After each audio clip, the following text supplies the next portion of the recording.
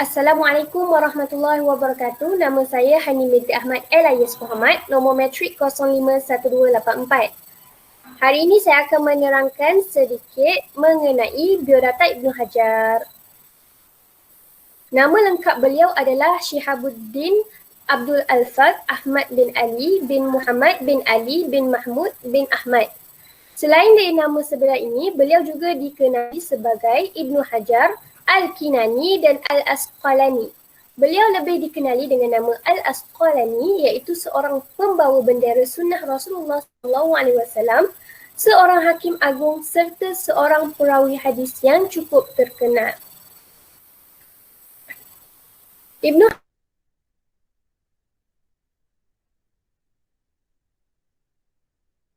773 Hijrah. Ayahnya bernama Nuruddin Ali, merupakan ulama besar, selain itu dikenali sebagai mufti.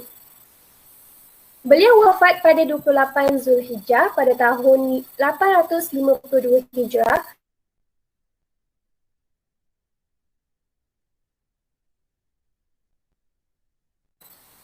Pendidikan beliau bermula pada umur 5 tahun, memulakan pendidikan di madrasah. Pada umur 9 tahun, beliau menyempurnakan hafalan Al-Quran. Dan kemudian pada umur 11 tahun, pada 784 Hijrah, beliau mengerjakan ibadah haji bersama ibunya. Pada umur 12 tahun, beliau menjadi imam solat tarawih di Masjidil Haram dan beliau telah menguasai berbagai kitab selama 10 tahun. Kemudian di antara guru-guru beliau yang beliau mempunyai beberapa guru yang berpengetahuan luas dan kebanyakannya merupakan tokoh agama yang terkemuka, antaranya Al-Burhan Al-Tanuki sebagai guru ilmu qiraat, Al-Zainuddin Al-Iraqi sebagai guru hadis, Al-Syirajuddin Al-Bukini seorang pakar ilmu usul fiqh dan tokoh hadis, Al-Ghamari sebagai guru bahasa Arab. Murid beliau dikenali Ibnu Hajar ini dikenali sebagai ulama yang cukup hebat. Pengetahuannya luas, keilmuan yang tinggi, oleh sebab itu ramai yang datang bertalaki dengan beliau untuk mendapatkan ilmu, antaranya Al-Hafiz As-Saqawi, Burhanuddin Al-Biqai, Zakaria Al-Anshari, Ibnu Haidari, At-Taqi bin Fad Al-Makki, iaitu tokoh penyaja. Karya beliau, beliau ni mengarang lebih daripada 150 hadis dan ia meliputi pelbagai bidang seperti ilmu Al-Quran, usul-usul hadis, syarh hadis, takhrij hadis, hukum Islam, tokoh-tokoh hadis sejarah dan lain-lain lagi. Sebahagian besar penulisannya tersebar luas. Antara karya beliau adalah Fathul Bari Syarh Sahih Bukhari, Tazhib At-Tahzib, Taqrib At-Tahzib, Bulugh Al-Maram min Adillatil Ahkam. Sekian, itu saja. Seterusnya. Bismillahirrahmanirrahim. Assalamualaikum warahmatullahi wabarakatuh. Nama saya Nur Fakrina binti Roslan, nombor metrik 050334. Baiklah, pada hari ini saya akan teruskan lagi dengan sumbangan Ibnu Hajar dalam bidang hadis dan juga bidang fiqh. Baiklah, antara sumbangan Ibnu Hajar di dalam bidang hadis ialah beliau pernah menjadi guru ilmu hadis pada tahun 808 Hijrah, iaitu ketika beliau telah dilantik sebagai pakar rujuk hadis di Madrasah Syaikhuniyah. Jadi sepanjang 3 tahun menyumbang jasa di madrasah tersebut, beliau telah berjaya menghasilkan beberapa buah kitab, termasuklah ada satu kitab yang masyhur di dalam ilmu rijal hadis, iaitu Al-Isabah fi Tamyiz Al-Sahabah. Selain daripada itu, kepakaran Ibnu Hajar dalam bidang hadis juga telah melayakkan beliau untuk dilantik sebagai seorang pensyarah ilmu hadis pada tahun 813 Hijrah di Kangah Al-Babrasiyah, iaitu sebuah institusi pengajian ilmu yang telah diasaskan oleh Sultan Baybars Al-Jashankhiri pada tahun 706 Hijrah. Selain daripada bidang hadis, Ibnu Hajar juga banyak memberi sumbangan di dalam bidang fiqh. Antaranya ialah pada tahun 833 Hijrah, Ibnu Hajar telah dilantik sebagai pensyarah fiqh di Salihiyah dan telah bertugas di sana selama 13 tahun. Bukan itu saja, sepanjang beliau berkhidmat di Salihiyah, Ibnu Hajar juga pernah dilantik bagi mengetuai guru-guru di dalam bidang fiqh lah. Setakat ini tu saja yang boleh saya terangkan dalam sumbangan Ibnu Hajar di dalam bidang hadis dan juga fiqh. Sekian, terima kasih.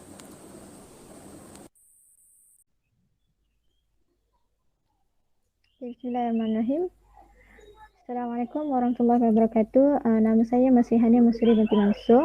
Nombor matrik 051117. Okay, saya akan menerangkan mengenai kitab Bulughul Maram. Okay, kitab ini dikarang oleh Imam Al-Hafiz Ibn Hajar Al-Asqalani. Kitab ini telah disyarahkan oleh ulama yang ramai. Antara 5 kitab yang merupakan syarah Bulughul Maram ialah yang pertama Subul Salam karya Muhammad bin Ismail. Yang kedua Ibanatul Ahkam karya Abu Abdullah bin Abdul Salam Al-Alusi. Yang ketiga Tufatul Ayyam fi Fawaid Bulughul Maram karya Sami bin Muhammad. Yang keempat Minhatul A'lam karya Saleh Fauzan. Dan yang kelima Syarah Bulughul Maram karya Atiyah Muhammad Salim. Bulughul Maram ni merupakan karya yang merangkumi dalil-dalil hadis dalam hukum-hukum syariah sebagaimana yang diterangkan dalam mukadimah kitab oleh Ibn Hajar tadi. Matan-matan hadis ni yang terkandung dalam kitab ni dikategorikan berdasarkan tajuk dan bab-bab tertentu. Kita pergi pula kepada definisi. Bulugh ni berasal pada kata kerja iaitu balagha yang membawa maksud sampai. Seterusnya al-maram berasal daripada perkataan rami yang ditambah huruf mim di depannya dan menjadi maram yang membawa erti kehendak atau tuntutan. Lepas tu al-San'ani telah menjelaskan dalam kitabnya mengenai pengertian Bulughul Maram, iaitu seorang pelajar yang dapat menguasai perkara yang dituntut daripada dalil ahkam. Seterusnya metod kepada penulisan kitab ni adalah selain daripada menunjukkan kebijaksanaan dan kepakaran penulis terhadap suatu karya yang dibahaskan dalam karya ini, juga bertujuan untuk menunjukkan matlamat penulisan sesebuah karya. Jadi kan dalam kitab ni ada 3 lah. Yang pertama bilangan hadis, yang kedua pembahagian isi kandungan, dan yang akhir sekali penggunaan istilah-istilah. Kita pergi yang pertama, bilangan hadis. Bilangan hadis ni terdapat perbezaan hadis lah yang dinyatakan dalam kitab ni oleh pengkaji hadis kontemporari. Yang pertama ada yang ni adalah senarai daripada pengkaji hadis. Ada yang mengatakan 1373 oleh Muhammad Arsyad Khalifah, dan ni boleh tengok lah, semua boleh tengok, boleh ulang balik lah apa ini. Antara nama-nama pengkaji kontemporari yang mengatakan yang bilangan hadis ni ada melebihi daripada 1000. Seterusnya.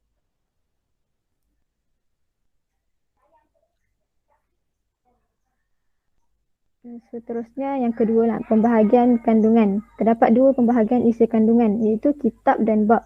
Dalam kitab ni kita boleh faham yang jodoh utama kitab ni adalah jodoh utama bagi isu-isu kecil dalam fiqh. Penggunaan adalah bertujuan untuk memberi penamaan pada jodoh-jodoh penting. Maksudnya dia macam tajuk besar lah daripada kitab-kitab yang lain tu. Yang kedua bab.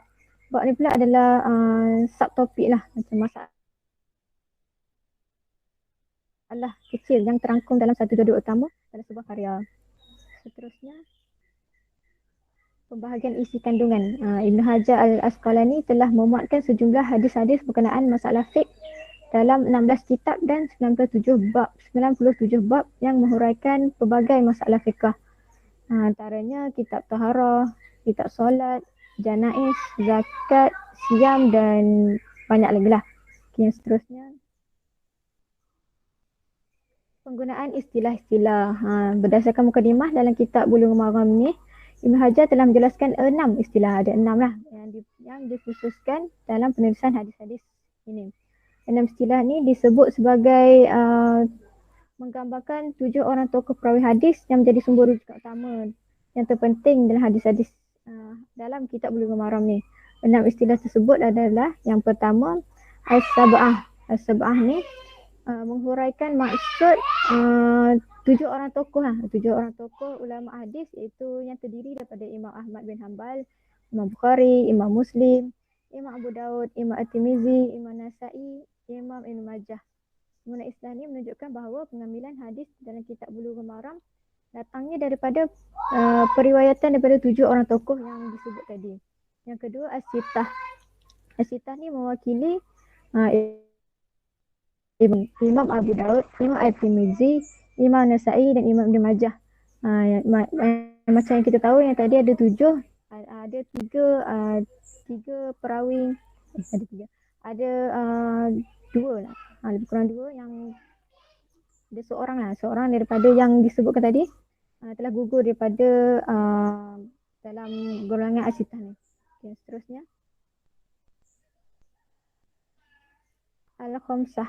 Menurut Ibn Hajar, Al-Khamsah ni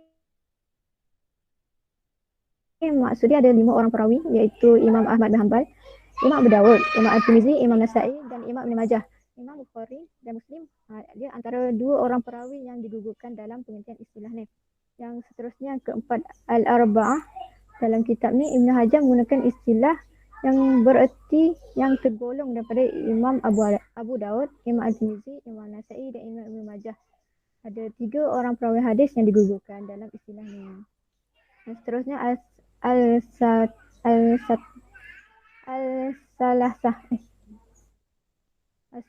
Okey. As-Salasah ni menjelaskan penggunaan dalam kitab Bulughul Maram bermaksud 3 orang tokoh perawi hadis, iaitu Imam Abu Daud, Imam At-Tirmizi dan Imam Nasa'i.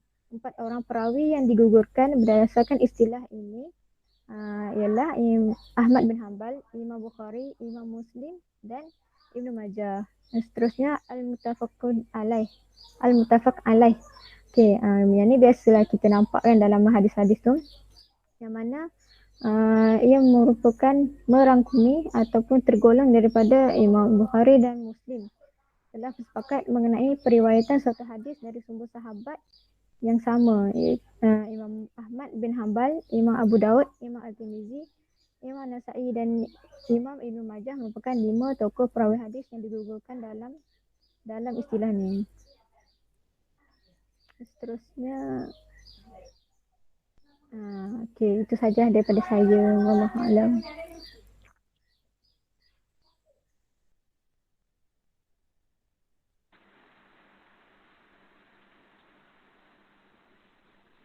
Okey, bismillahirrahmanirrahim. Assalamualaikum warahmatullahi wabarakatuh.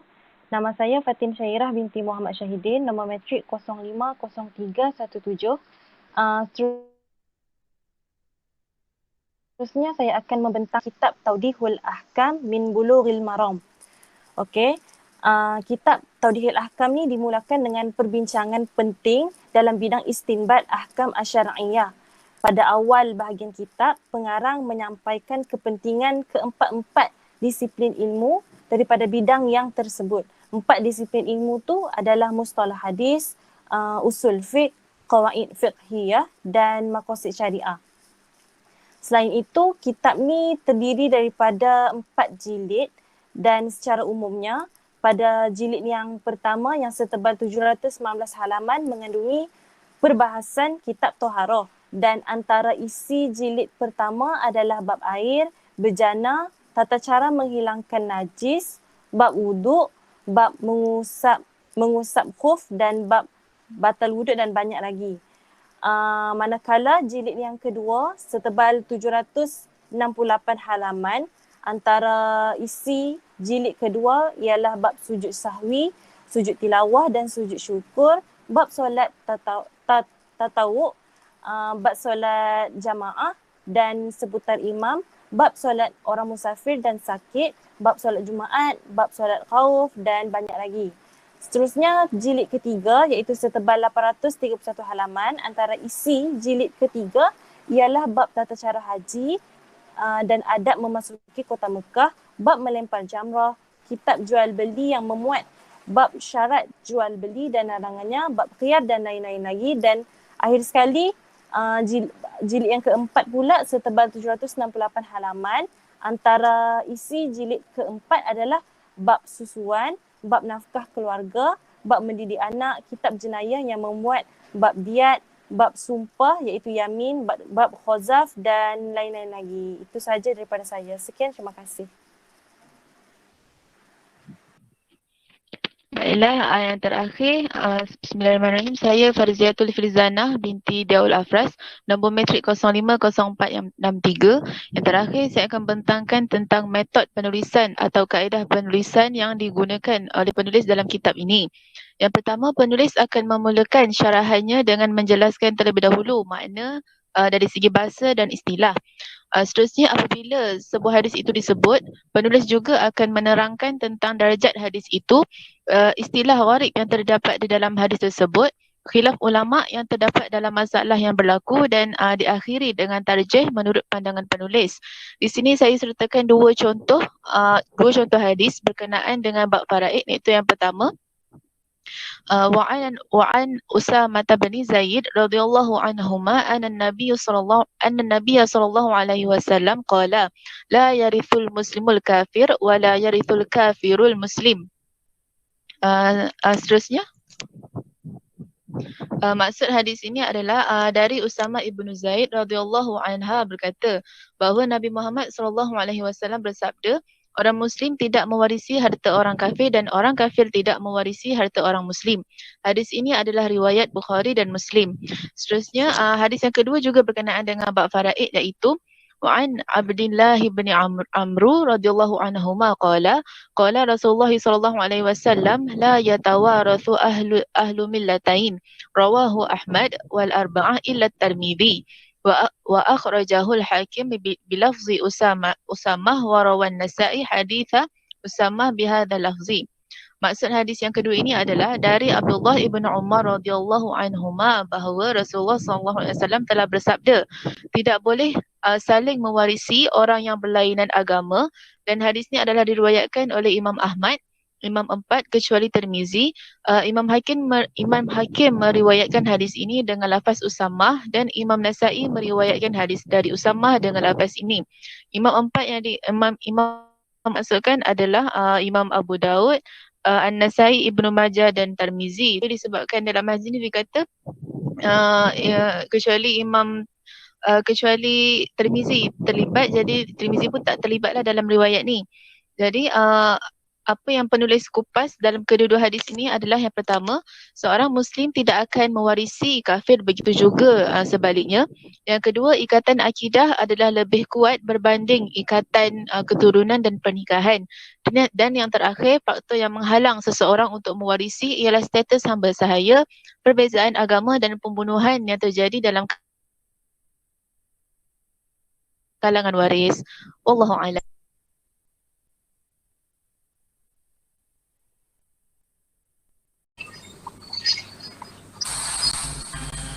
Terima kasih. Terima kasih Ustaz.